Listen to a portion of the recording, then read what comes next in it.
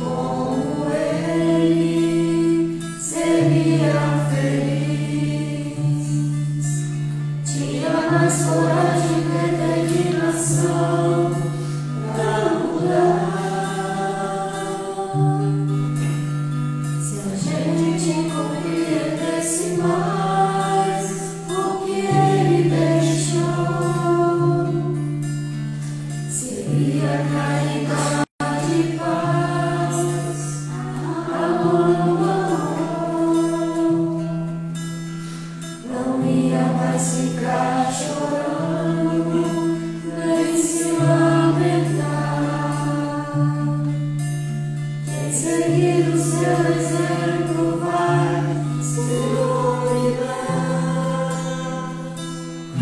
Quando acusados ou amor, caluniados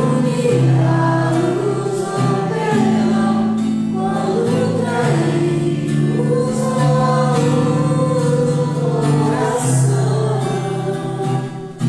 quando atacado ele sorriu, elogiado ele bem-viu, meu irmão Chico, nossa eterna gratidão. Quando acusados ou amor, caluniados ou perdão, quando traídos ou alunos do coração, quando atacado ele sorriu, elogiado ele bem-viu, meu irmão Chico, nossa eterna gratidão.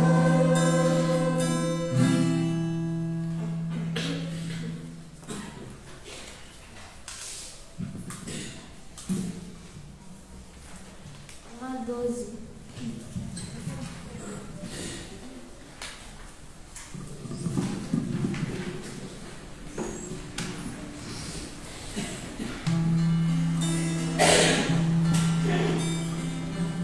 Noite no céu são estrelas que brilham, meus olhos que brilham também. Descobrem no céu mil sinais que cintilam, sem ver todas elas, porém, são muitas moradas no espaço infinito, são mais distantes aqui, são sons de energia, cercados de vida, em mundos a evoluir. São tantas moradas, são outras pousadas de almas irmãs como eu. São educandários, interplanetários, moradas no reino de Deus. São tantas moradas, são outras pousadas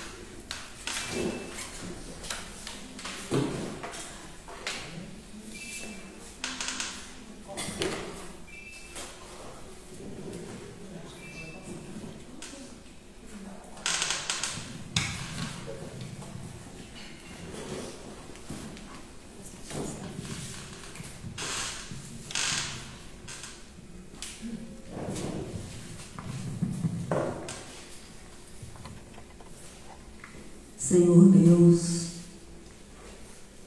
nosso Pai, nosso amigo, aqui estamos, Senhor, em mais uma noite para vos louvar, em mais uma noite para vos agradecer.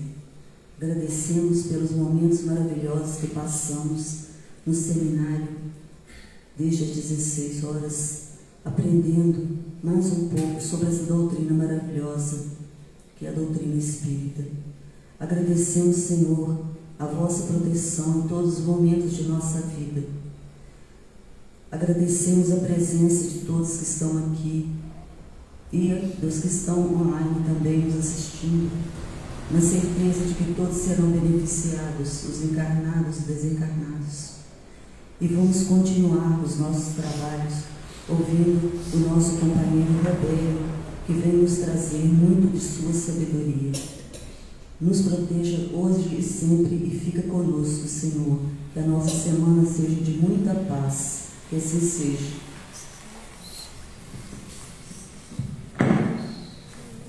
O livro Pão Nosso, pelo Espírito de Emmanuel.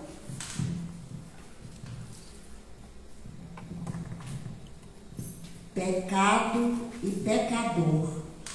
Amado, não sigas o mal, mas o bem. Quem faz o bem é de Deus, mas quem faz o mal não tem visto a Deus.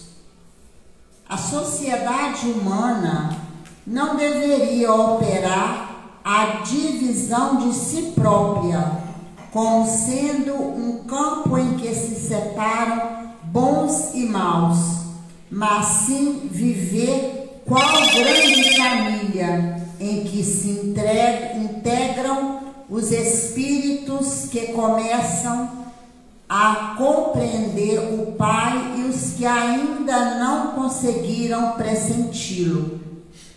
Claro que as palavras maldade e perversidade ainda comparecerão por vastíssimos anos no dicionário terrestre, definindo certas atitudes mentais inferiores. Todavia, é forçoso convir que a questão do mal vai obtendo novas interpretações na inteligência humana. O evangelista apresenta conceito justo. João não nos diz que o perverso está exilado de nosso Pai.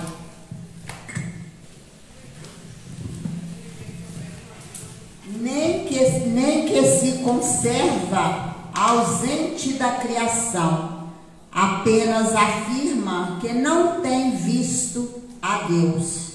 Isto não significa que devamos cruzar os braços ante as ervas venenosas e zonas pestilenciais do caminho.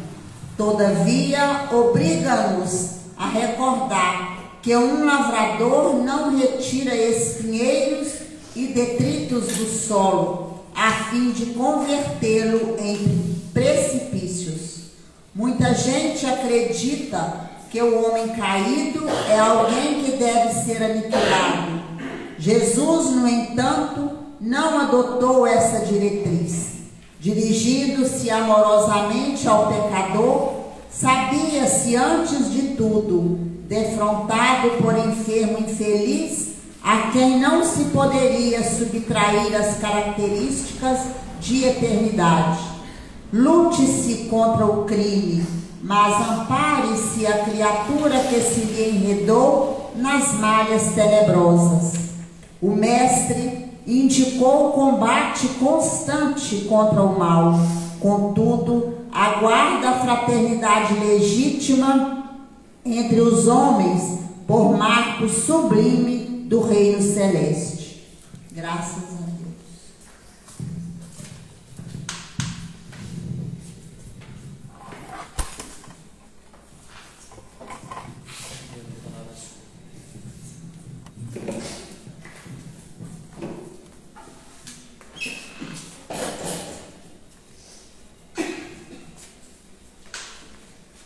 A questão 625 do Livro dos Espíritos nos informa que Jesus é o nosso modelo e guia.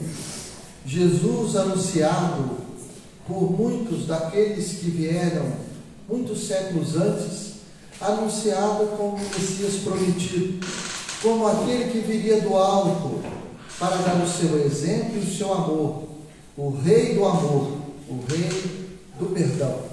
Jesus então nasce, e muitos historiadores até hoje tentam entender a passagem de Jesus sobre a terra. Alguns não acreditam, outros fazem estudos minuciosos para provar que Jesus esteve ou não esteve entre nós. Mas, indiferente a isso, nós sabemos que a sua importância é tão grande para a humanidade que ela própria, sua história, foi dividida em antes e depois de sua passagem. E por mais que estudiosos, que espíritos, que letrados, que professores, que estudiosos tenham tentado dizer sobre Jesus, na verdade, nós podemos entender mais profundamente a missão e o trabalho de Jesus por Ele mesmo. Jesus sob o olhar de Jesus. E aí, nós vamos pedir a João, o apóstolo amado, no seu evangelho, que nos ajude a entender como Jesus se colocou perante nós.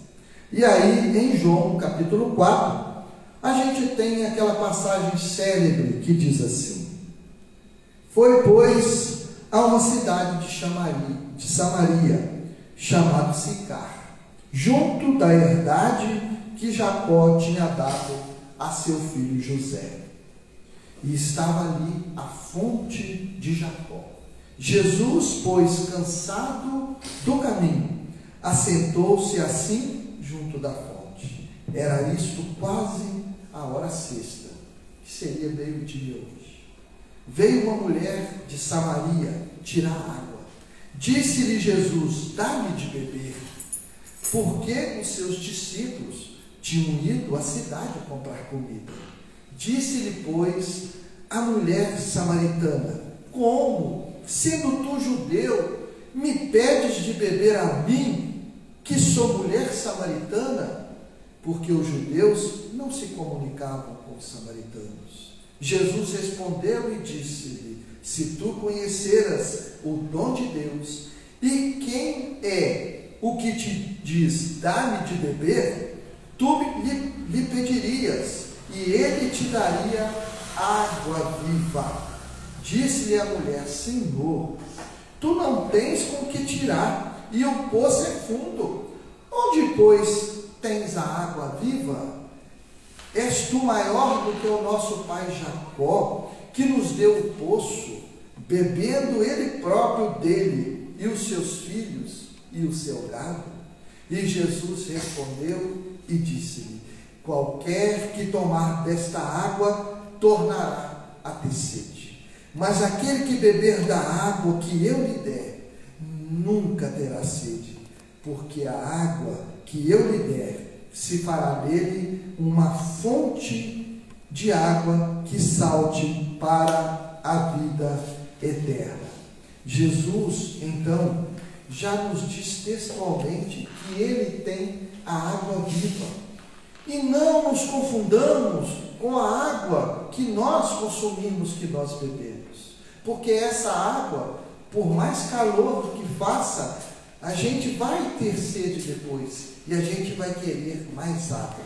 Mas Jesus traz a água viva do seu evangelho, o seu ensinamento, que uma vez que nós nos apossemos com os nossos exemplos dos ensinos de Jesus, fazendo com que eles saiam de nossos corações, nós não mais teremos sede das coisas mundanas, nós não mais buscaremos doutrinas que não são reais, nós não buscaremos mais aquilo que apenas passa o nosso tempo, mas não nos traz a profundidade do seu coração.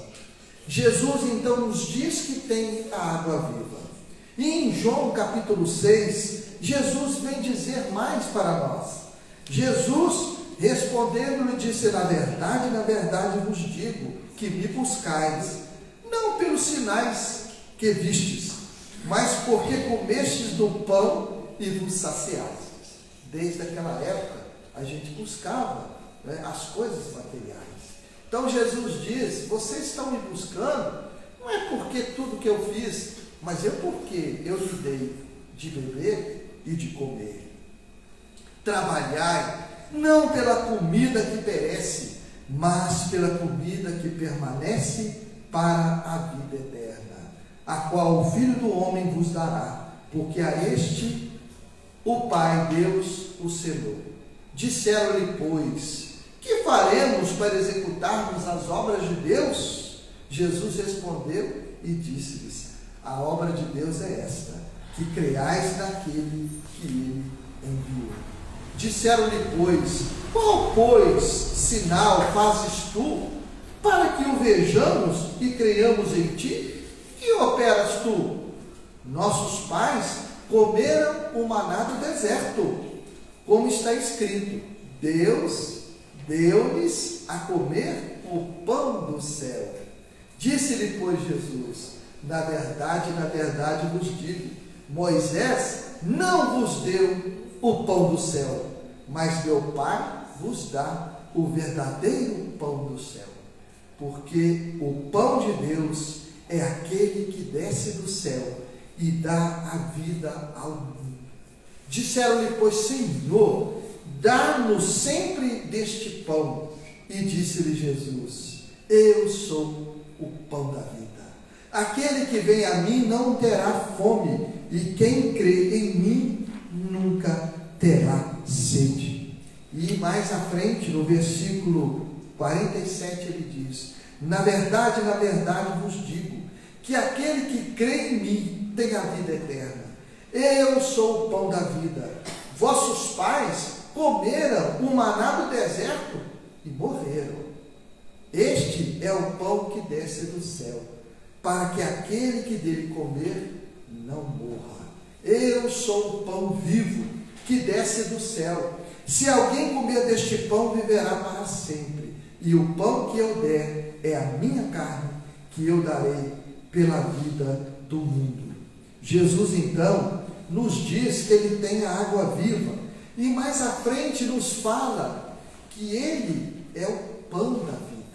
Ele, não Ele como pessoa, mas a sua doutrina é o alimento que nos sustenta. Moisés deu ao povo que estava saindo do Egito o maná do deserto, mas eles pereceram a si mesmos, porque era apenas um alimento que reconfortava o corpo. Logo depois, é necessário que se coma novamente. Mas Jesus, como o pão da vida, é o alimento que não mais nós necessitaremos de outro alimento, porque a nossa vida será impregnada do amor, da paz, do equilíbrio que a sua doutrina nos traz. Ele nos traz a água viva e nos diz que é o pão da vida. Aquele que se alimentar, não de seu corpo, não nada disso, é como muitos estão agarrados até hoje, mas aqueles que provarem e se saciarem com o seu alimento, que é a caridade, que é o amor, que é a transformação íntima, este sentirá paz profunda e não mais necessitará desta comida, que nos relaciona a alguns momentos de prazer. Nós relacionamos algumas doutrinas, algumas conversas que são fúteis e são passageiras. Depois de 1 hora de conversa de prazer, 2 horas, a gente se farta daquilo e um vazio muito grande se dá dentro de nós. Mas quando nos alimentamos do pão da vida, nós não morreremos mais. E alguém vai dizer assim, mas nós somos espíritos, nós não morremos. Qual necessidade nós teríamos de alimentar do pão da vida, se nós temos a vida imortal e Deus nos deu? Mas a vida em plenitude só é aquela agarrada aos conceitos e às práticas do amor verdadeiro. Fora disso, nós somos como cadáveres. Nós não estamos vivendo em plenitude. Quantos de nós estamos angustiados no nosso dia a dia? Quantos de nós estamos desacreditados de tudo? E estamos encarnados. Se nós nos colocarmos à disposição dos aparelhos do mundo, eles vão dizer que o nosso coração está batendo, que na nossa veia, das veias, o sangue está correndo e que o nosso cérebro está funcionando. Mas quantas pessoas se entregaram para a vida? Quantas pessoas estão desiludidas?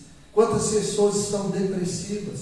Quantas pessoas não acreditam mais em nada? Estão indiferentes a tudo que ocorre ao seu redor. Elas estão mortas, apesar de viver. Mas com Jesus, essa morte acaba e a vida em plenitude se faz. Jesus nos traz a água viva e Jesus é o pão da vida. E não acaba por aí. Jesus ainda nos diz em João capítulo 8, versículo 10 a 12: e endireitando-se Jesus, e não vendo ninguém mais do que a mulher, disse-lhe: mulher, onde estão aqueles teus acusadores? Ninguém te condenou? E ela disse: ninguém, Senhor. E disse-lhe Jesus: nem eu também te condeno. Vai e não peques mais. Falou-lhe, pois, Jesus outra vez, dizendo: eu sou a luz do mundo. Quem me segue não andará em trevas, mas terá a luz da vida. Jesus nos diz que tem a água viva. Jesus nos diz que é o pão da vida e que é a luz do mundo. Para que serve a luz? Para que não andemos em trevas. Na verdade, a treva é a ausência da luz. Com Jesus, não com seu nome, não com camisetas escritas, não com livros debaixo do braço, numa cultura axial, mas com Jesus no coração e nos braços, no dia a dia, realizando a nossa transformação. Com Jesus, a luz se faz no nosso caminho, a escuridão se vai. Nós não mais temeremos, porque o nosso caminho está iluminado pela sua presença. Jesus é a luz do mundo, e ele nos diz ainda assim, não é? Entre os versículos 22 e 23. Diziam, pois, os judeus: porventura quererá matar-se a si mesmo, pois diz: para onde eu vou, não podeis ir? E dizia-lhes Jesus: vós sois de baixo, eu sou de cima. Vós sois deste mundo, eu não sou deste mundo. Jesus, então, como Espírito puro, não estava agarrado às tricas, não estava agarrado aos orgulhos e opiniões decadentes do mundo.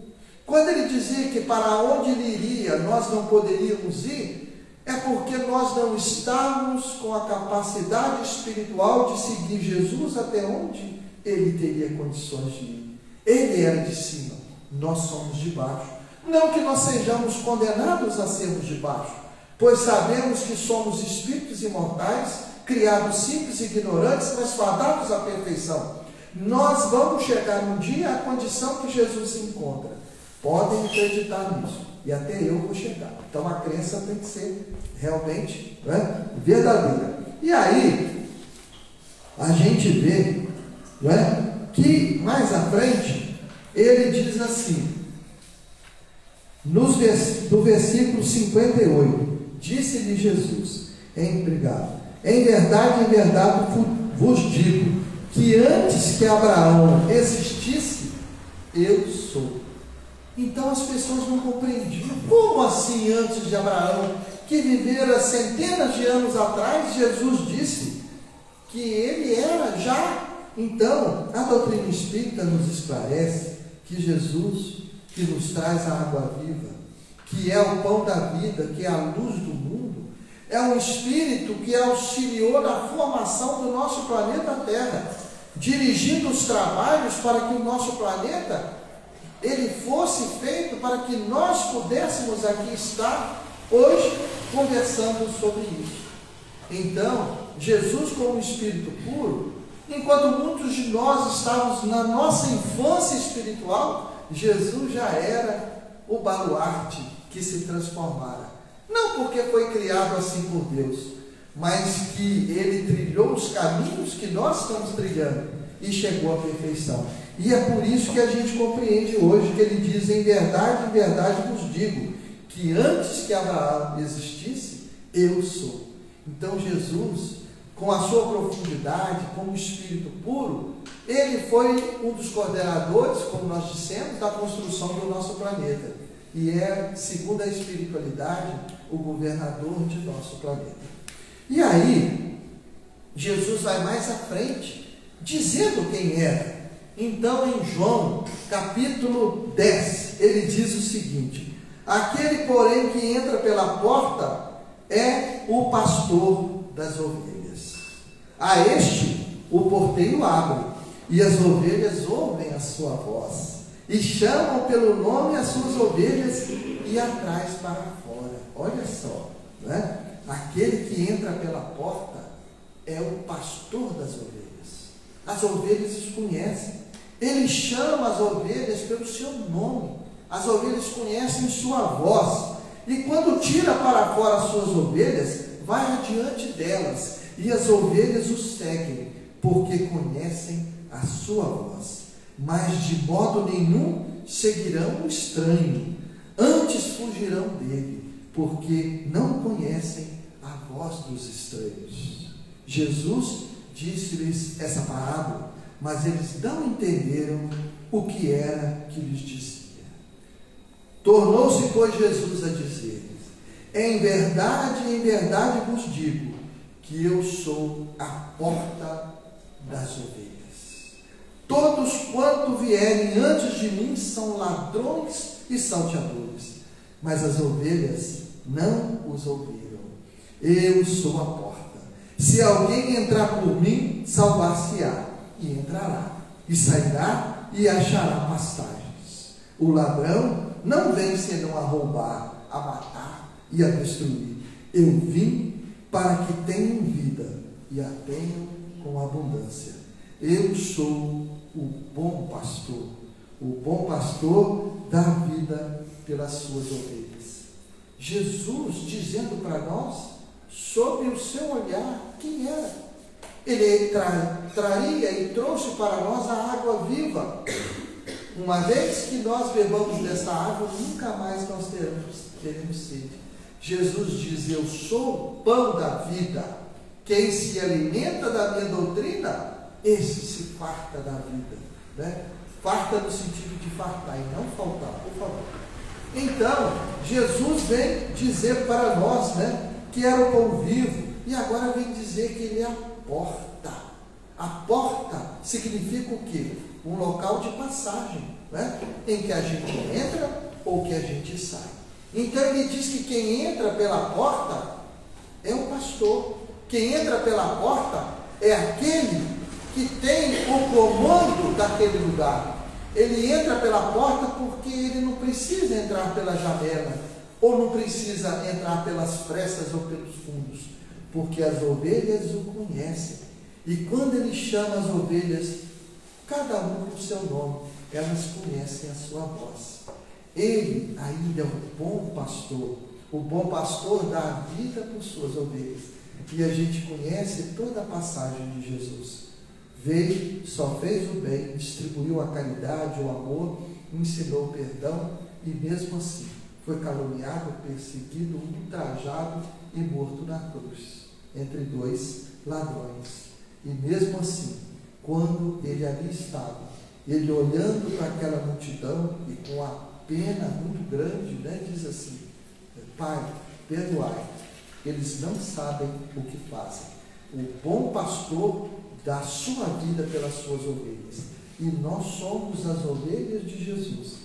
E Jesus disse que nenhuma das ovelhas que o Pai lhes confiou se perderia, porque Jesus sabe que todos nós vamos chegar à perfeição.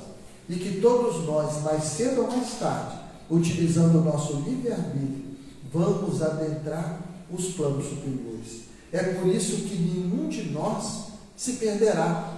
E que todos serão salvos no sentido de que cada um vai se salvar pelo trabalho de reconstrução espiritual que cada um vai realizar consigo mesmo. Então Jesus, ele é a porta. Não apenas nos traz a água viva, né? Ele apenas não é o pão da vida, né? O pão vivo. Ele não é apenas a porta, mas ele também é o bom pastor.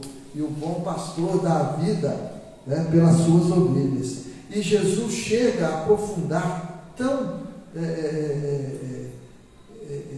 numa linguagem tão profunda a sua ligação de Deus, que ele chega a dizer assim: eu e o Pai somos um.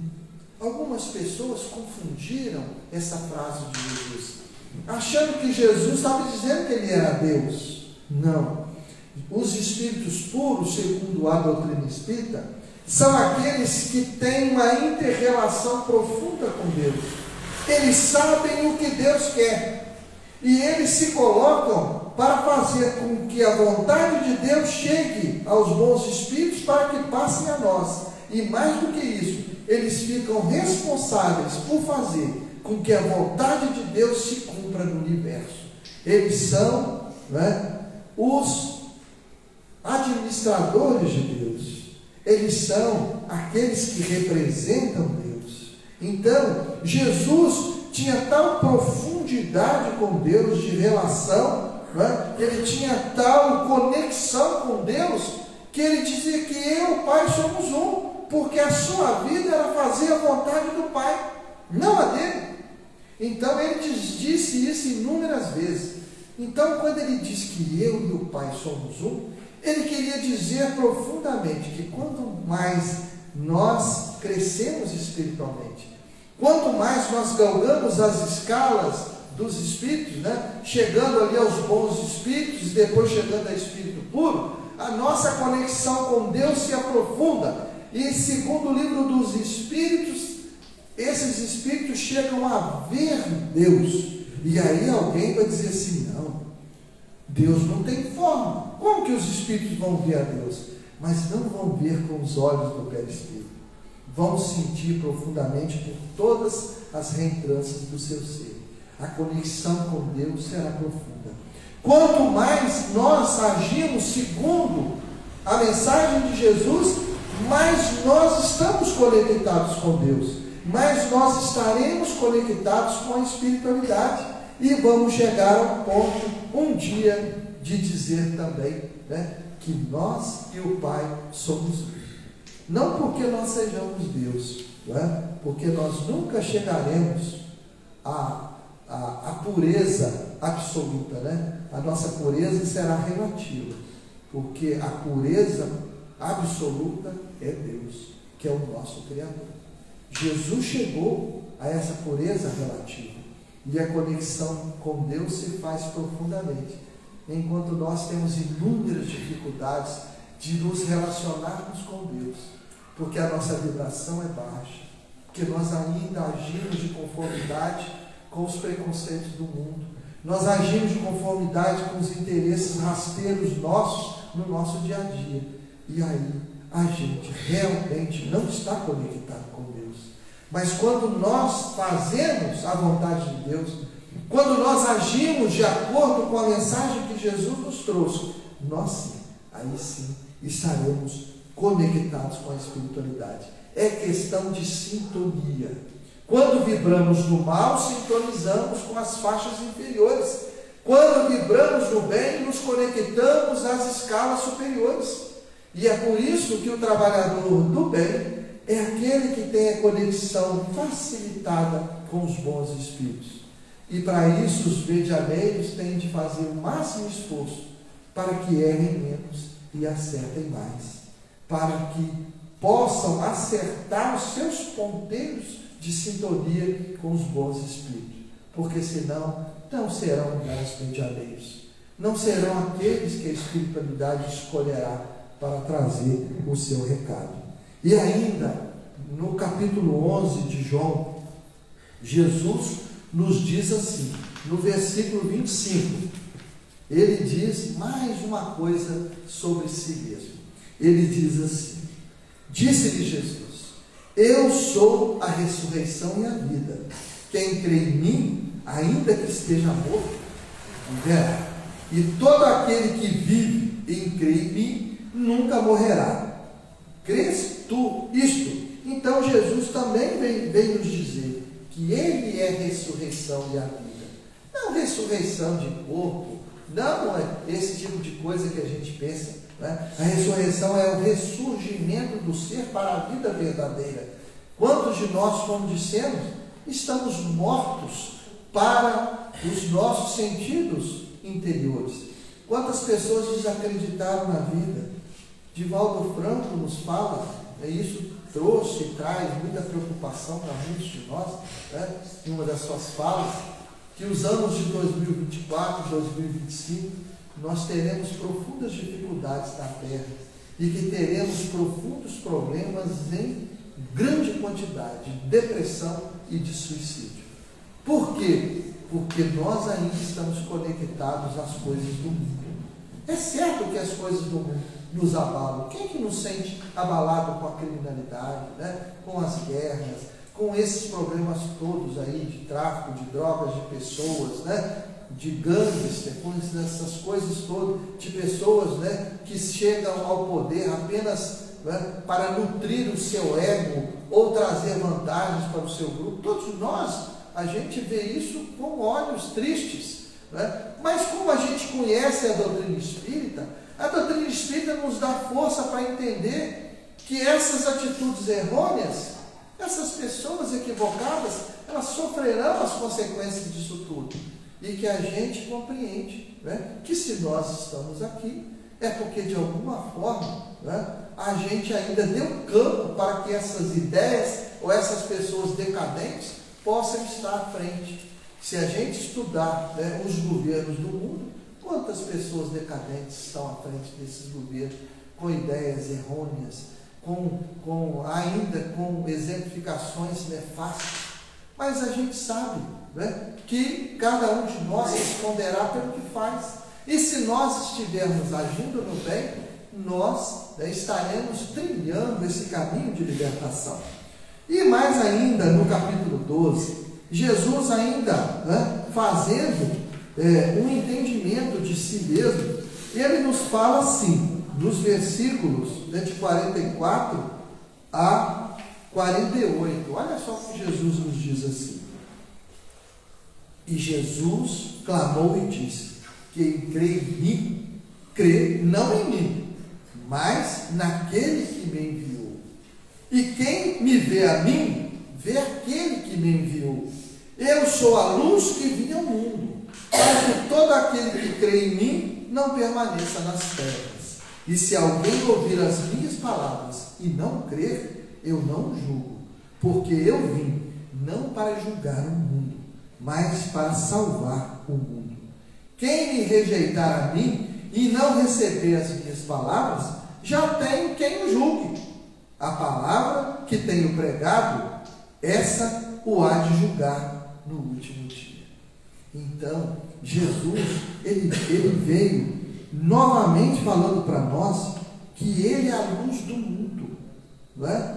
E às vezes algumas pessoas pensam assim, mas o que será daquelas religiões que não se baseiam em Jesus? O que será daquelas religiões que são milenares, estão aí antes da vida de Jesus? Eles não conhecem Jesus. Esses estão perdidos. Não é verdade, não é? Porque não é Jesus como pessoa, é Jesus como doutrina de libertação e de amor. E o amor, a libertação, a caridade, o equilíbrio, a fraternidade podem estar em qualquer recanto do mundo, indiferente se é chamado cristão, se não é cristão. Como nós estávamos falando mais cedo, né? Que nos diz o seguinte, né? O Divaldo Franco fala isso, o Chico Xavier também falou, e a gente compreende assim: a gente tem mais respeito por aquele que se diz ateu, mas vive de uma forma digna e pensa no próximo, do que aquele que se diz cristão, mas não age segundo aquilo que diz que prega. Então, não nos importa se nós somos espíritas, protestantes, católicos, umbandistas, Seixonoye, Rosa Cruz, não interessa para nós, budista, não interessa. O que interessa é que a gente aja de acordo com o bem. E se nós agirmos de acordo com o bem, nós estamos agindo segundo o que Jesus nos trouxe. Porque ele pregou o amor, pregou a fraternidade, pregou, né, o nosso trabalho de renovação íntima. Indiferente. Jesus, né, em determinado momento diz assim, né, aquele tive fome e me deste de comer. Tive frio e me deste de vestir. Tive sede e me deste de beber. Tive doente e me visitaste. E o pessoal falou assim, mas Senhor, quando é que isso aconteceu? Quando fizeste a um destes pequeninos, é como se fizesse a mim. À minha direita vão as ovelhas, mas à minha esquerda irão aqueles que, quando tive fome, não me deram de comer. Quando tive sede, não me deram de beber. Quando estive nu, não me vestiram. E quando estive doente, nem se preocuparam em me visitar. Mas quando aconteceu isso, Senhor, ele repetiu. Quando não fizeste a um desses pequeninos, então esse vai para a minha direita, esse vai para a minha esquerda. Em qual momento Jesus falou que para a direita iriam aqueles que o estavam aceitando a doutrina que ele estava pregando, só de boca para fora? Em que momento Jesus falou que somente aqueles que eram dessa ou daquela religião entrariam no reino dos céus? Ele inclusive chegou a dizer que o samaritano, que era considerado herético, que era marginalizado, era rejeitado, era um João ninguém, com todo respeito aos Joões, né? Era um João ninguém, segundo diz o ditado. Ele foi aquele que atendeu a pessoa que estava caída no caminho, porque os salteadores o roubaram, bateram e ele ficou caído no caminho. Passou o levita, que era o responsável pelas ordenações do templo, Passou um sacerdote que pregava a Torá. Nenhum deles olhou para ele. Mas passou o samaritano, que não valia nada para eles. Esse samaritano recolheu a pessoa, levou para a estalagem, cuidou das suas feridas e disse assim: olha, eu tenho que seguir o meu caminho, está aqui, faça o que puder por ele, o recurso está aqui.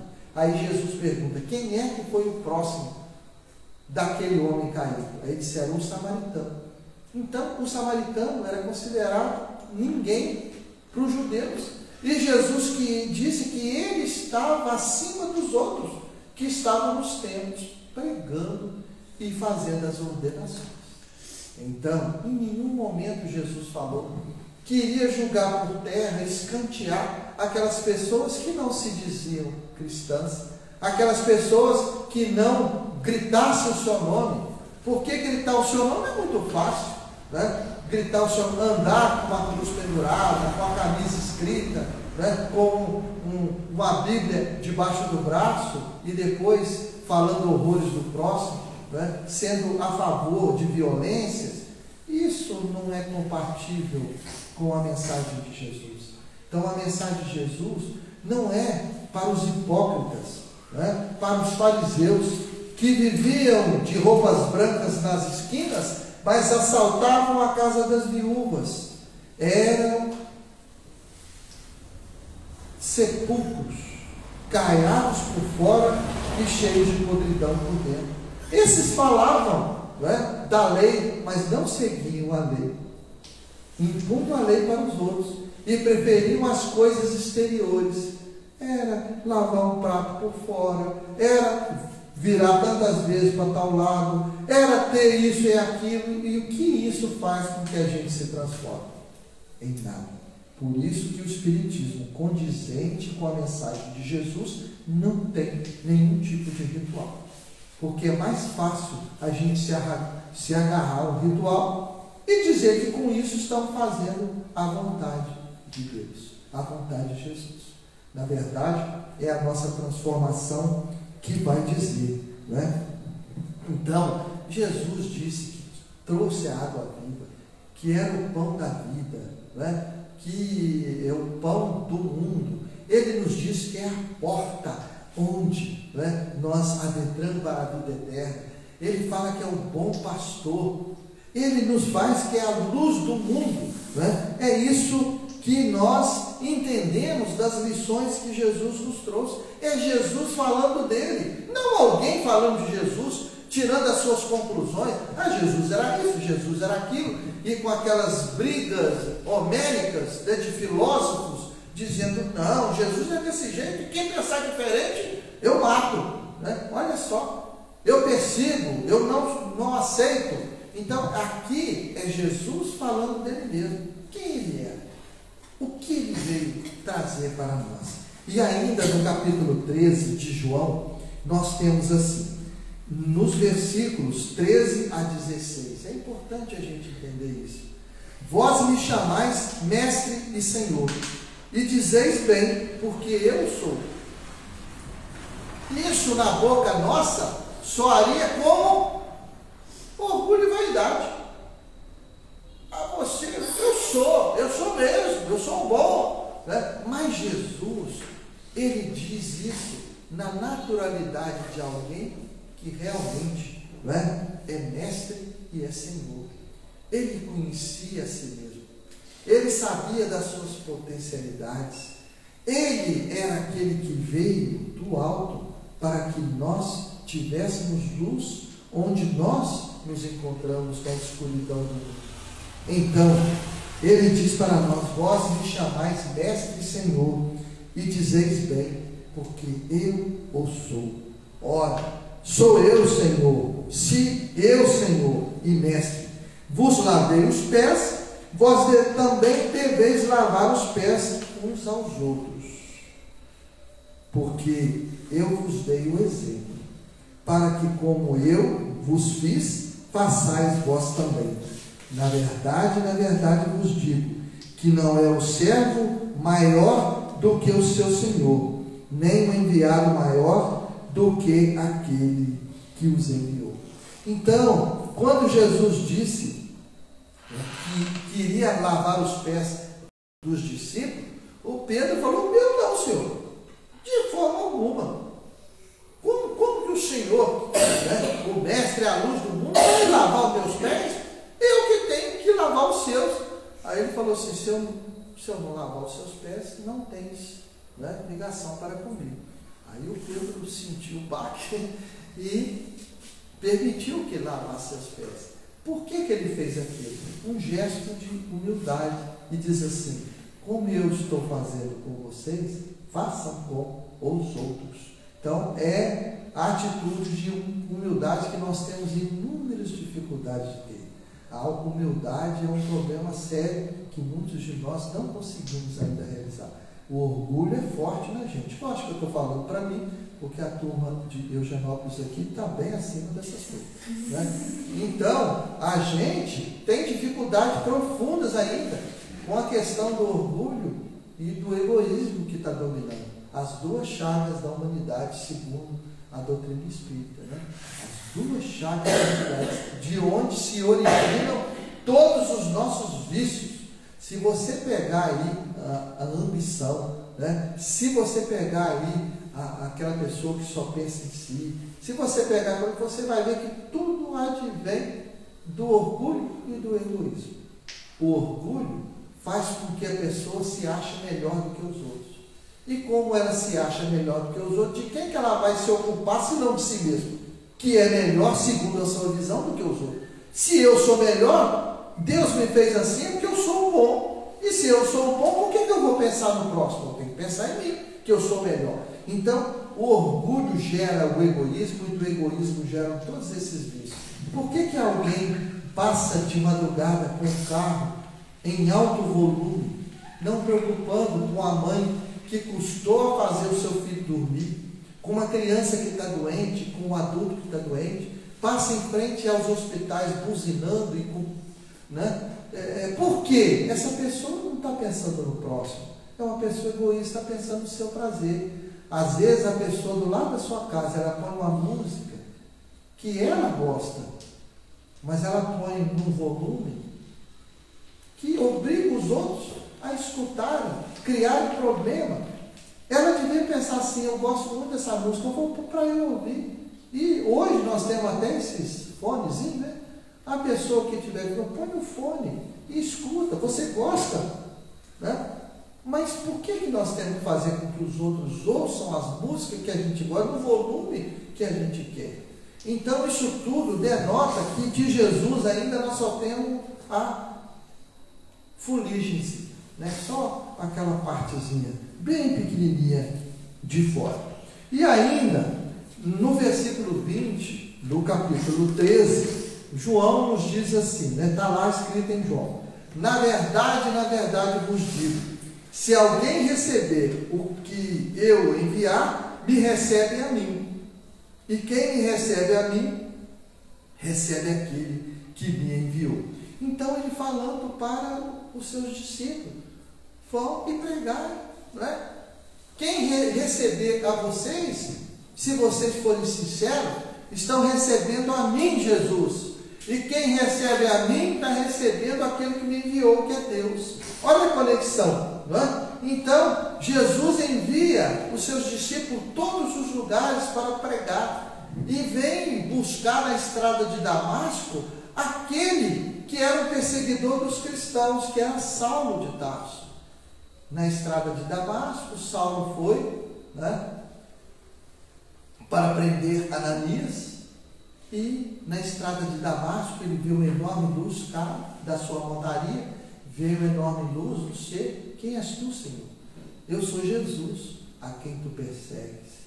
E aí Jesus, né, ele fala para ele, né, como é difícil, né, recalcitrar.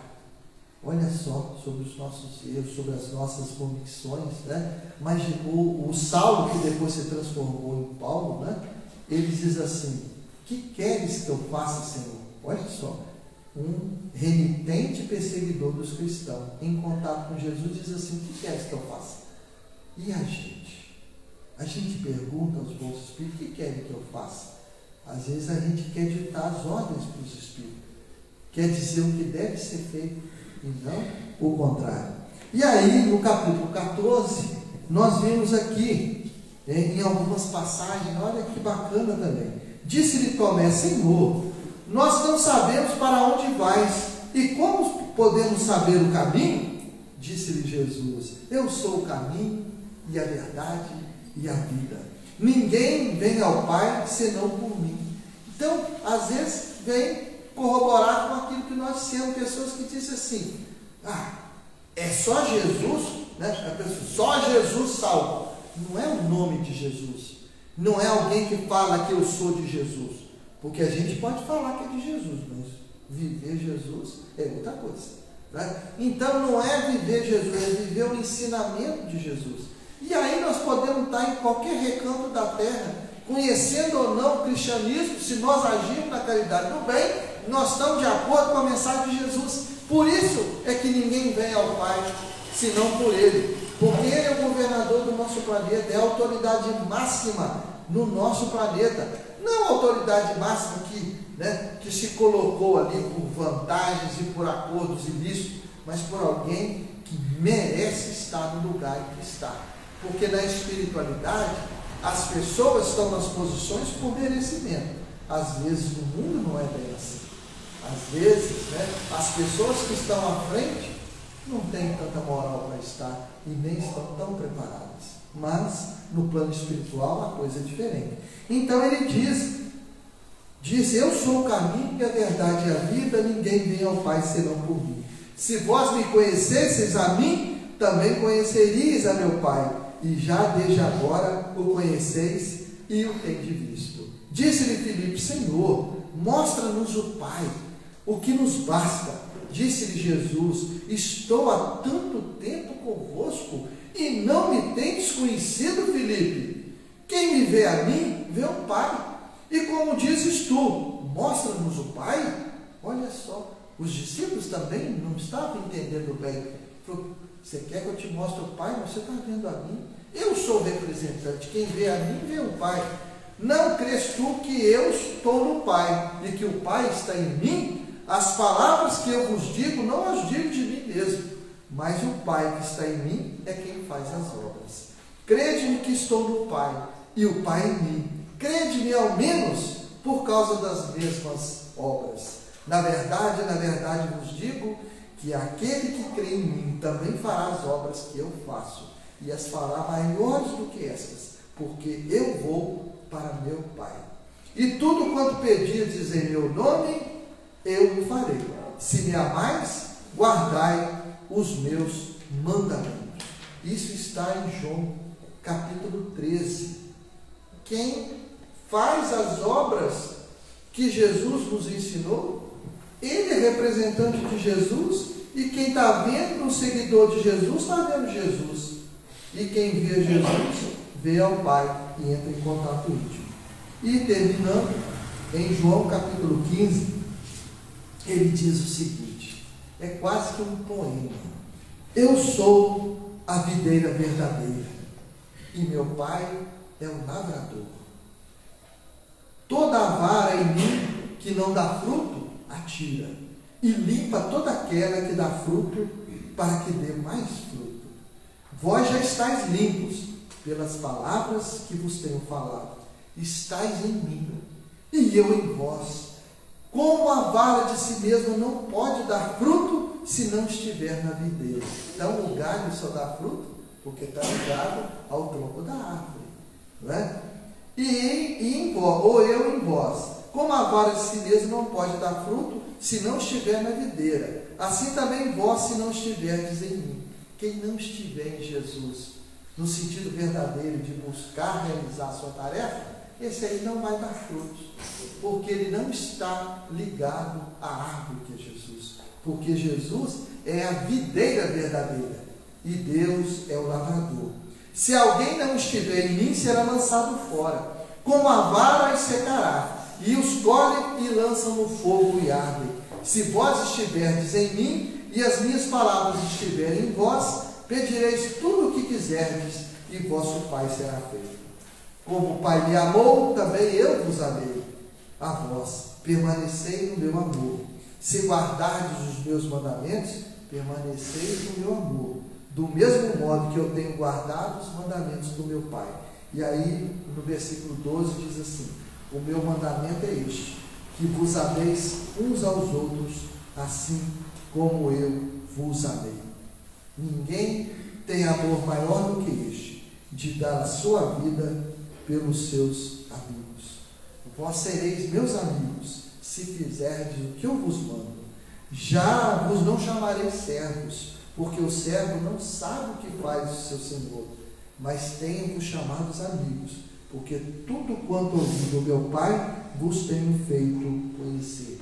Esse é Jesus por ele mesmo, trazendo a si mesmo, como tendo a água viva, como sendo o pão da vida, como sendo a porta, como sendo o bom pastor, como sendo a luz do mundo, e como trazendo para nós os ensinos que vão fazer com que nós granjeemos os planos superiores.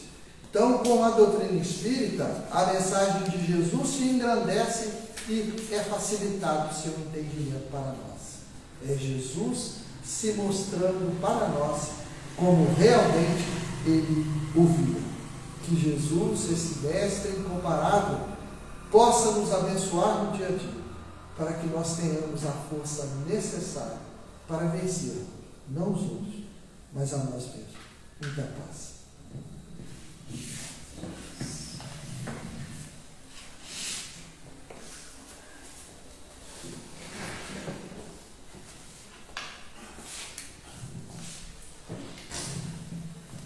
Bom, boa noite a todos, agradecendo a presença de todos aqui mais uma vez reunidos, né? Em nome de Jesus. Agradecer mais uma vez a presença do Roberto, que esteve aqui conosco, disponibilizou Deus às 16 horas, juntamente com a esposa dele, sua filha, né? Abrindo mão do tempo, né? Favorável a ele para nos trazer conhecimento e ensinamento sobre Jesus. Eu convido aos passistas, né? Se prontifiquem para que possamos dar um passo coletivo. E convido a todos aqui presentes nesse momento que se coloquem para dentro de si mesmos. Que coloque lá dentro do seu íntimo aquilo que mais necessita.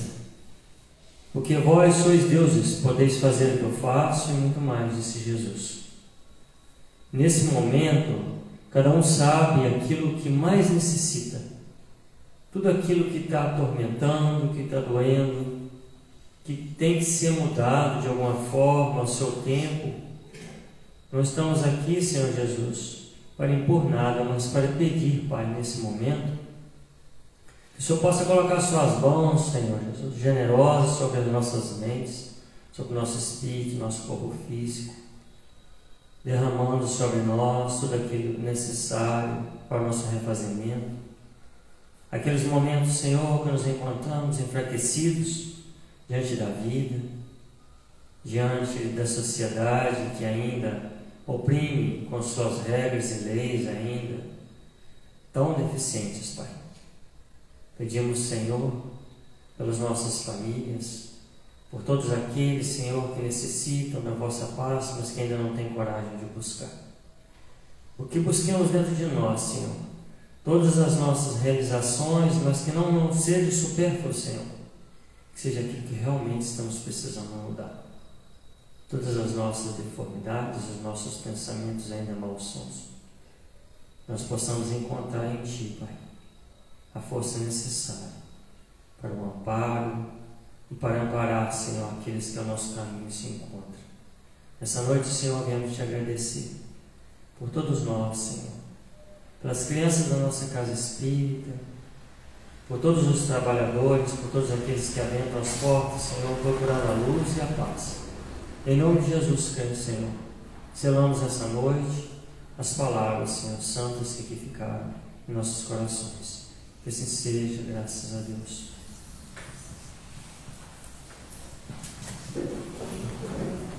Agora vamos nos confraternizar, né?